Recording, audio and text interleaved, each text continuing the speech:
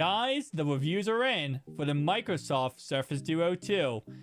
Let's see what people are talking about when it comes to this product. Do they like it? Do they dislike it? Let's go ahead and recap it all, guys. So once Microsoft went ahead and announced the Surface Duo 2, we started seeing videos popping up of people reviewing the Surface Duo hands-on. And to be honest, it is kind of an interesting reaction because everyone is giving the same opinion of it's a really great device, it's a really cool device, they love it, and to be honest, they really should. The Surface Duo 1 was an absolute amazing device, and the Surface Duo 2 does go ahead and upgrade every single thing you would want on a Surface Duo 1. Starting off right away, you get a bigger battery life, you get a better camera setup, you get a whole entire revamped camera system, you get Android 11, you also get NFC, you get IPX1 water resistance, so yes, you do have an IP rating on the Surface Duo 2. You're also going to go ahead and get slimmer bezels, you're going to go and get an outer display, which is a hinge type setup. Overall, you're getting a lot of benefits with this Surface Duo 2 more than Surface Duo 1. So based on the reviews I've seen, it has been mainly positive, but there have been some little bit of issues people have said. And the number one issue was, of course, that camera bump. We knew going into this would be an issue for a lot of people, and to be honest, it makes perfect sense. When you have a phone like the Surface Duo that can go ahead and open 360 degrees, when you have something like a little camera bump that's going to go ahead and hinder that 360 degree motion, it just doesn't feel natural. Like, for example, looking at the Surface Duo 1, when I close it like this, even though, yes, I do have the bumper case on, and you guys can see the bumper case does give a little bit of a lip, but it's not too much of a lip, it's just a tiny bit of a lip. That definitely doesn't affect too much, but when you add a little camera bump that's like that thick, that's when you're kind of getting to a point where you're like, okay, this actually feels a little unnatural. But with that being said, other than that, all I have seen when it comes to negative reviews of this product is really just the fact of the price tag, and it's hard to go ahead and get away from that price tag. When you look at phones like the Fold 3 that are coming in at $17.99, and then you look at the Surface Duo 2 that's $14.99 or $15.99 respectively, all the way up to $17.99, you kind of say, okay, well, on paper, can the Fold 3 and the Surface Duo really go ahead and compete? And other than a couple things, they really honestly can. And based on Geekbench scores, we have seen the Surface Duo 2 actually went ahead and outperformed the Fold 3. So I will say, for people who are doubting the Surface Duo 2, saying, well, this phone isn't really an upgrade, this phone isn't really special, it truly is special, but again, it's special for its own reasons. There's things that the Surface Duo 2 does go ahead and do that other phones simply do not do, and of course, it does start with that dual screen action.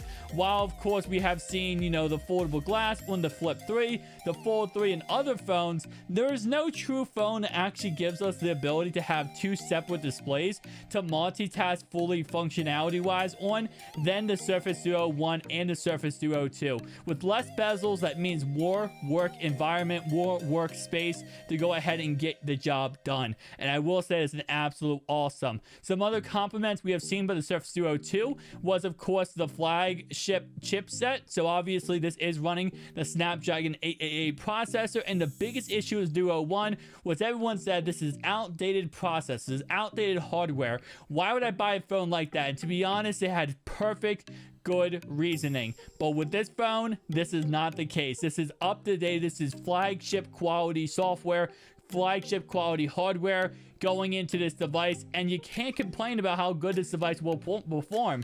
This device is going to perform just as good as the Fold 3, just as good as the S22, just as good as the Note 22 when it does come out. All those phones very comparable to this phone because it does have the latest and greatest software. It does go ahead and come in with 8 GB of RAM. Also, like I said, Snapdragon 888 processor. It comes in with an amazing GPU, and it does go ahead and come in with two beautiful 90 Hertz displays. That is the only issue I will see, is it doesn't come in 120 Hertz, but to be honest, guys, 90 Hertz, 120 Hertz, it's better than 60. Other than that, the other improvements people have been mentioning was the camera setup, and it really honestly is an improvement. Starting off right away, the inner display camera does go ahead and start off with a 12 megapixel camera, while the outside triple camera setup does go ahead and give you a 16, a 12, and a 12 respectively. Now comparing that to other flagship foldable phones like the Fold 3, that's going to go ahead and give you a triple 12 camera setup with a 10 megapixel on the front and also a 4 megapixel inside. So a lot better than what we saw out of the Fold 3 camera wise, which is easily makes the Duo 2 an absolute gorgeous and beautiful device. Now, last thing I'll talk about is, of course, the ability to have the notification. So, unlike the Fold 3 where it has a whole entire 6.2-inch outer display, or the Flip 3 that has a 1.1-inch outer display, this actually has the display on the hinge, and that is a really big feature, a different feature that we did not really expect to see when it came to this phone. There was a lot of talks about outer displays, but no one really knew where that outer display would be, especially with the form factor being so thin and small as this phone is. It's like, where do you actually put that stuff? And they put it on the hinge. Now this hinge is called the glance hinge. Now pretty much what you can see on this is notifications such as missed texts, missed calls. You can also see the date and time, and finally it does change color depending on what you're doing. So if you're charging it, it will be a certain color. If you're on the phone, it will be another color. So that is kind of cool concept. Other than that though, it is kind of limited. We will see in the future how it does go ahead and perform and what else we can see with it. There probably will be ways to modify it to actually use it in a different way, in a different take advantage of it in a different way. Now, the other thing that I did see that was actually very much told about in the reviews was the bezels. So something with this phone right here that a lot of people hated was how big and thick the bezels are. And I'm not really still concerned about the bezels. In fact, I actually don't mind them at all. But I will say the more screen to body ratio you can get with a phone, the better the phone can be utilized and used for multitasking and actually getting workflow done. So that is definitely a big plus. Now, my biggest issue and the last issue I saw with this phone that people talked about was the wireless charging or lack of wireless charging. So yes, this phone does have wireless power transfer.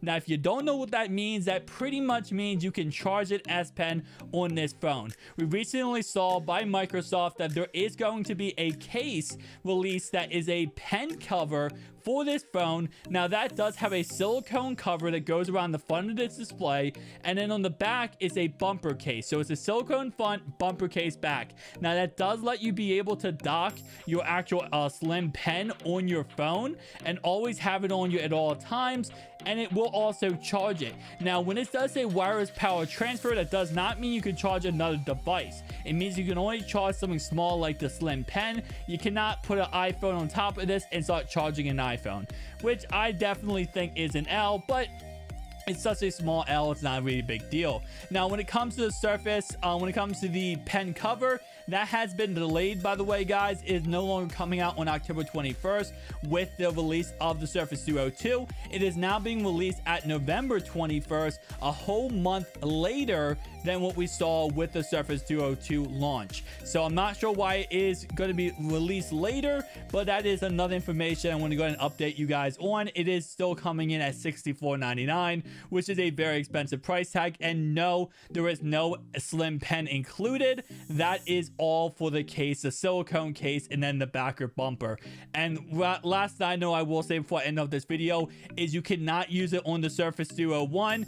Sadly enough, the Surface Duo 1 is exactly the same length as the Surface Duo 2, but the width is actually 0.01 less. So this phone right here, you guys can see, imagine this is Surface Duo 2. That is how much less of a actual case or actual size it is. So it's 0.01 less, which means that the silicone cover would actually not fit the Surface Duo 1. So I know I got a lot of comments about that saying, hey, could we use the Surface Duo 1 with that cover? You can actually not use that pen case on the Surface Duo 1.